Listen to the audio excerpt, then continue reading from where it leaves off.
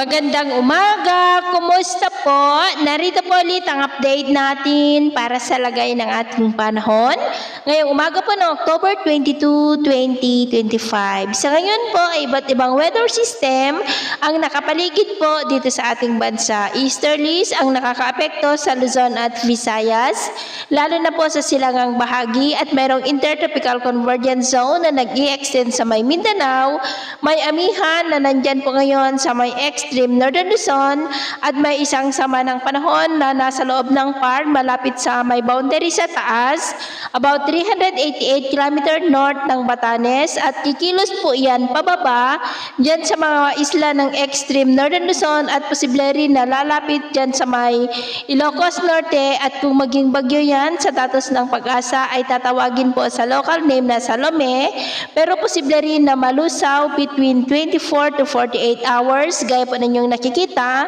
dahil po iyan sa epekto ng amihan at ito naman ang pinapakita ng forecast model na ating ginagamit hanggang sa susunod na 2 linggo ay posible pa rin ang pamumuo ng mga sama ng panahon sa paligid ng ating bansa pero wala pa namang malakas na bagyo na nakikita na tatawid dito sa ating bansa lalo na po for the next 5 to 7 days. At sa lagay ng ating panahon, ngayong madaling araw ay maayos ang panahon sa malaking bahagi ng bansa pero may chance pa rin ng mga isolated rains dyan sa may southern part ng Quezon, Bicol Region, Marinduque, Romblon, Northern Palawan, Calapan, Pinamalayan, Carles, Capiz, Escalante, Cebu, Bohol, Leyte, ilang bahagi ng Samar, Caraga, Northern Mindanao, Zamboanga Peninsula, Cotabato, Tagum, Basilan at Holosulu. At mamaya ay sisikat naman po ang araw sa malaking bahagi ng bansa pero may chance pa rin ng cloudy skies with isolated rains dyan sa may Palawan, Camarines Norte,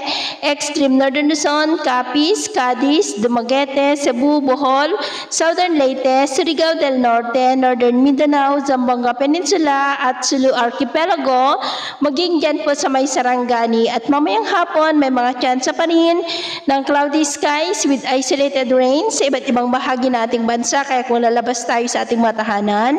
ugaliin po natin lagi ang magdala ng kahit anong panangga natin sa init ng araw at proteksyon na rin po sa mga biglaang buhos ng ulan. At sa atin naman pong mga baybayin, dahil sa amihan ay iwasan na muna natin ang papalaot sa mga baybay ng Northern Luzon at extreme Northern Luzon dahil ang mga alon dyan ay posible po na aabot hanggang sa 2.3 to 3.5 meters height. Kaya hanggat maaari ay iwasan na po muna natin ang papalaot dyan sa mga may kulay pula para po mas makaiwas sa mga sakunang pangkaragatan. So ito po lang latest update natin sa araw na ito. Ako po muli si James na nagsasabing sa kahit na pagsubok po na darating sa ating buhay, huwag na huwag po tayong mawawalan ng pag-asa. Thank you and God bless!